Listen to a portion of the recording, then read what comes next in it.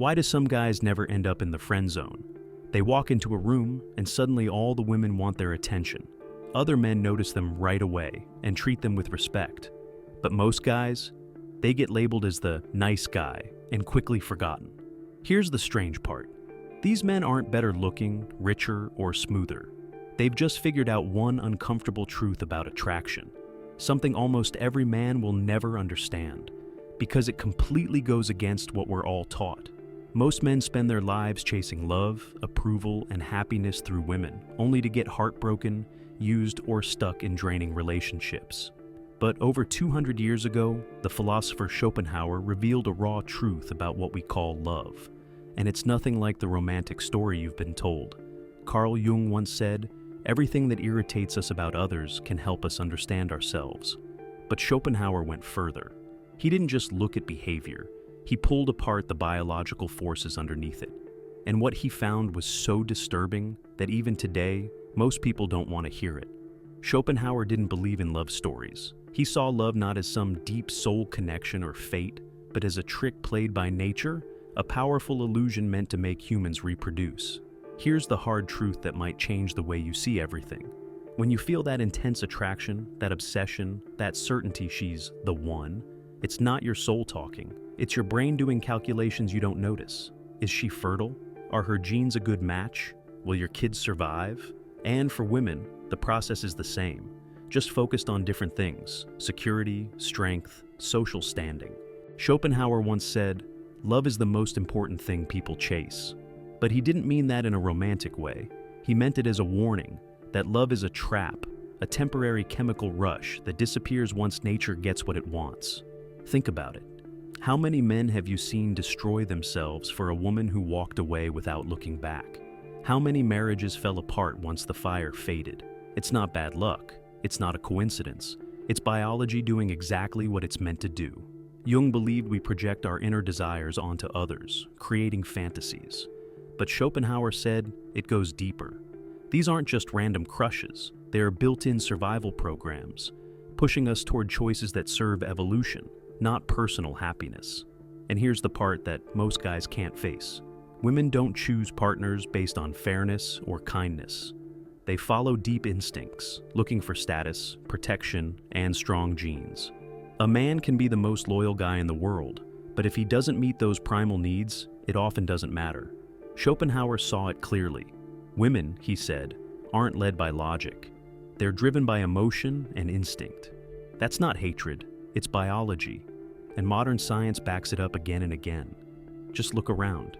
Dating apps where most women chase a small group of high-status men.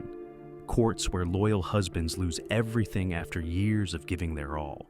History packed with powerful men who gave everything for women who left as soon as someone better showed up. The pattern never changes because biology hasn't. Most men live by a dangerously false belief. They think love is something mutual, that if they give enough, prove themselves enough, stay loyal enough, they'll be loved back the same way. They assume relationships are based on fairness and mutual respect. But Schopenhauer warned, to be loved, one must not be just, but clever. Women don't fall for kindness. They don't fall for fairness. They fall for strength, whether it's social, emotional, financial, or physical power. This is why the saying, "nice guys finish last," isn't just some bitter complaint. It's a law of nature. The nice guy doesn't fail because he's a bad person. He fails because he completely misunderstands the rules. He thinks love is earned through sacrifice. But women are drawn to men who don't chase or beg, but are chased and admired. Have you noticed how some women lose interest once they have the man? Suddenly, the one doing the chasing flips. Schopenhauer called this the tragedy of possession. Desire fades after conquest. Once nature gets what it wants, it moves on.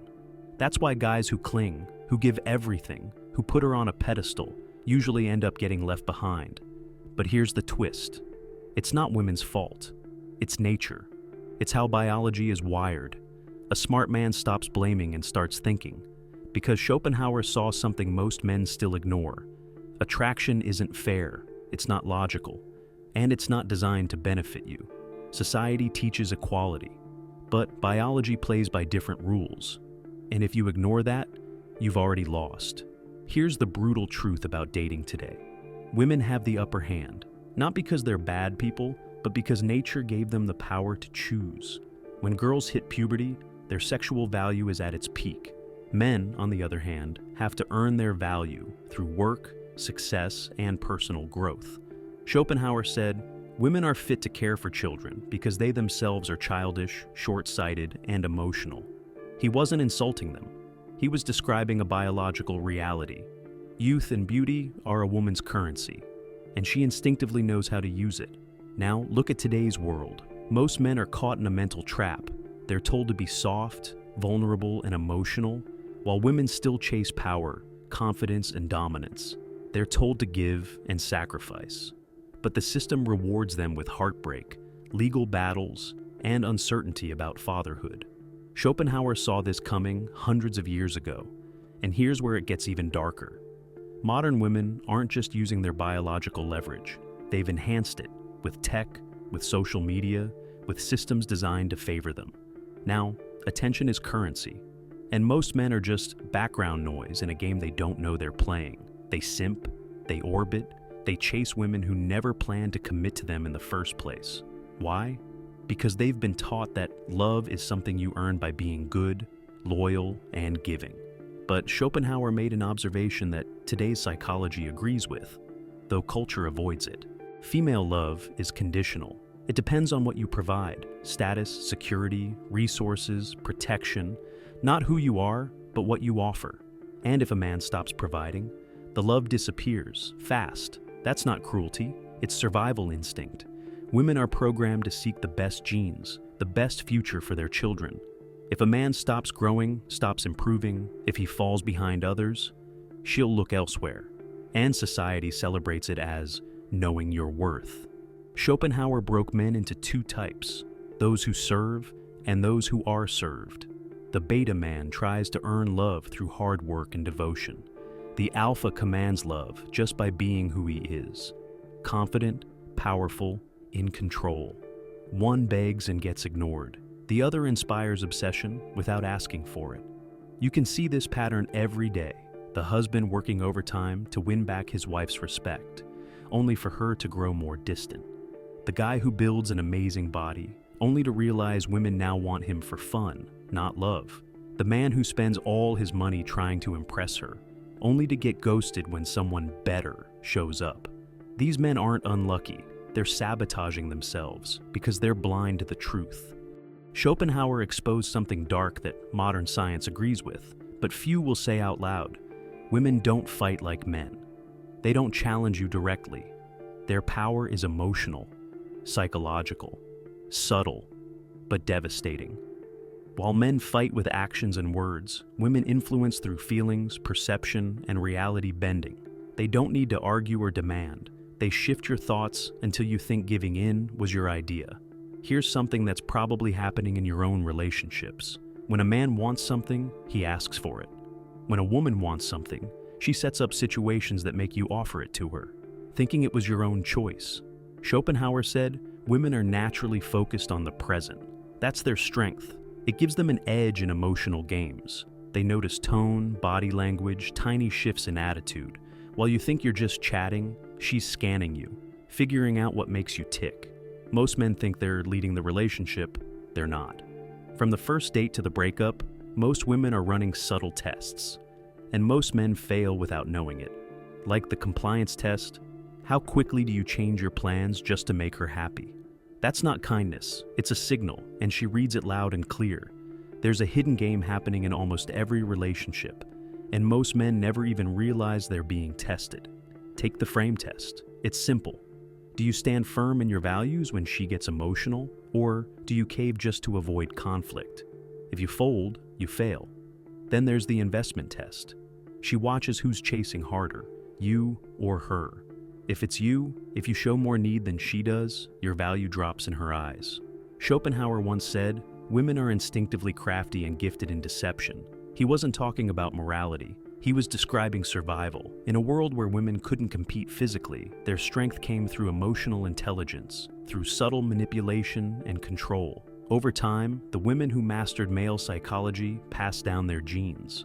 The ones who couldn't, didn't. That's evolution, not malice. And here's where most modern men walk right into ruin. They mistake female attention for love. They think affection equals commitment. But Schopenhauer knew the truth. Women are most attracted to men who don't need them. The moment you make her the center of your life, your main reason for existing, is the same moment she starts losing respect for you. And once that respect is gone, so is the relationship. This explains why nice guys constantly get rejected, why marriages collapse after a man sacrifices his dreams to keep the peace, why emotionally unavailable men attract women, while loyal, devoted men get ghosted. It's not because women want to be mistreated, it's because they're wired to look up, not across.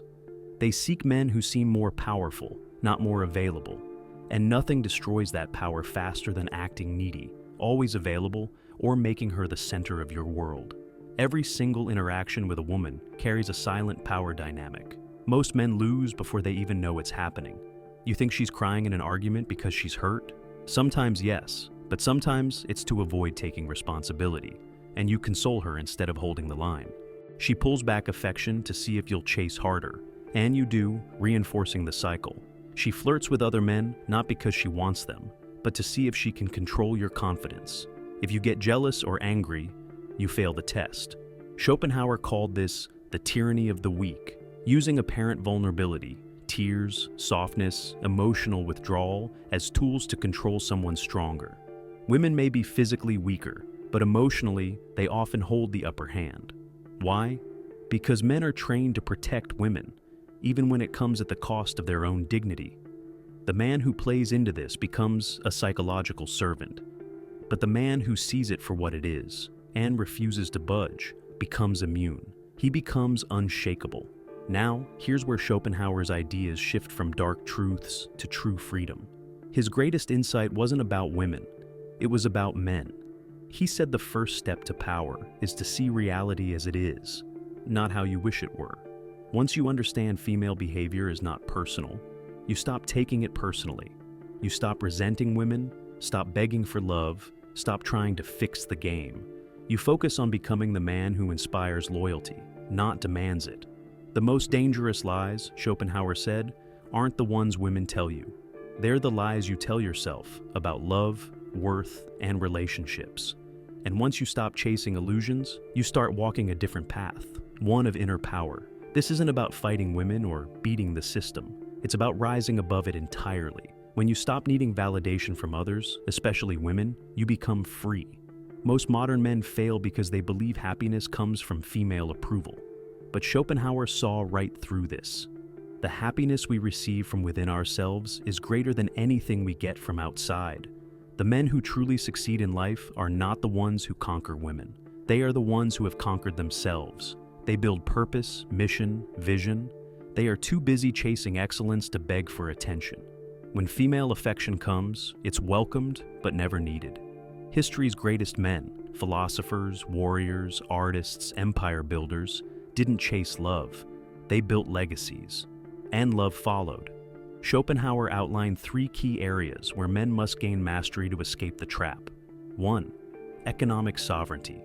He said, money is human happiness in the abstract, not because of what it can buy, but because it gives you freedom. When you control your money, you control your decisions. You don't need to tolerate disrespect, manipulation, or dependency. Most men surrender their power by staying broke. Living paycheck to paycheck forces you to accept what you don't want and stay where you don't belong. Economic dependence is psychological slavery. The man who owns his income owns his life. Economic sovereignty gives a man the most valuable asset in any relationship, the ability to walk away from a job, a partnership, or a situation that insults his dignity. When you're financially independent, you're psychologically untouchable. You can uphold your standards without fear of consequences, because you don't rely on anyone else to survive. But power isn't just economic, it's philosophical. Most men sleepwalk through life. They adopt beliefs without questioning them, chase goals they never chose, and seek validation from people they don't even respect. They're products of programming, social, cultural, even emotional. The exceptional man thinks for himself. He studies history, psychology, philosophy. He questions assumptions. He understands that freedom starts in the mind. Intellectual independence is more than reading books. It's developing the wisdom to separate truth from comforting lies, to recognize the difference between genuine connection and transactional affection, between what he authentically desires and what society has taught him to want. This clarity changes everything. Then comes physical mastery, not for aesthetics, not for attraction, for discipline, for resilience. The body is the vessel of the will. When you're physically strong, you're harder to rattle emotionally. You've learned to push past pain, delay gratification, endure discomfort. This strength bleeds into every other area of life. You don't need to be a bodybuilder, but you need to be capable, because physical weakness eventually becomes mental weakness. Once you master these three, money, mind, and body, you begin to see the world clearly. Schopenhauer said, "The safest way of not being very miserable is not to expect to be very happy." This isn't negativity, it's armor. When you stop expecting people to make you happy, you're no longer crushed when they fail. When you stop needing approval, you're no longer broken by its absence. This is the paradox. When you stop chasing attention, it comes to you. When you stop trying to prove your worth, others start to recognize it. When you no longer need love to feel whole, love shows up, genuine, not performative. Because in a world of men desperately begging for scraps of validation, scarcity creates value. Most men confuse this truth. They think the battle between men and women is personal. It's not. It's biological theater, ancient instincts playing out through modern behavior. The man who sees this stops reacting emotionally. He stops resenting women for being what nature designed them to be. He adapts. He builds a life so powerful, so deeply fulfilling, that romantic attention becomes a bonus, not a requirement. He no longer chases validation. He creates so much value that he becomes the standard others aspire to meet. He becomes comfortable with solitude, so comfortable, in fact, that he only accepts companionship that adds to his life, not fills a void in it. Schopenhauer warned, we forfeit 3/4 of ourselves to be like other people. But that sacrifice is a choice. You can continue trading your soul for approval, pretending to be someone you're not, shrinking yourself to fit into lives that don't fit you. Or you can step into your full power, not by becoming cold or heartless, but by becoming whole. This isn't about isolation. It's about sovereignty. It's about developing a self so complete that love becomes something you give freely, not something you need to survive. This is freedom, the freedom to walk away, to stay calm under pressure, to love without attachment, to engage without losing yourself. Most men never get there because this path is brutal. It forces you to kill the parts of yourself still begging for approval, still hoping someone else will make you whole. But if you face that darkness, if you do the inner work, on the other side lies something few ever experience: true emotional stability. The power to care deeply without being consumed, to connect fully without becoming dependent. Schopenhauer didn't offer despair, he offered liberation. He showed that the forces controlling most people, biology, emotion, programming, can be transcended. And that transcendence isn't found in conquering others. It's found in conquering yourself. The red pill isn't about hating women. It's about loving truth more than illusions. It's about building your life on reality, not fantasies sold to you by a broken world. And that's where your real life begins. Not when someone finally gives you the love you crave, but when you no longer crave anything to feel whole. The strongest men walk alone, not because they hate people, but because they refuse to shrink for people who haven't grown. And in that solitude, they become magnetic to the rare few who recognize their worth.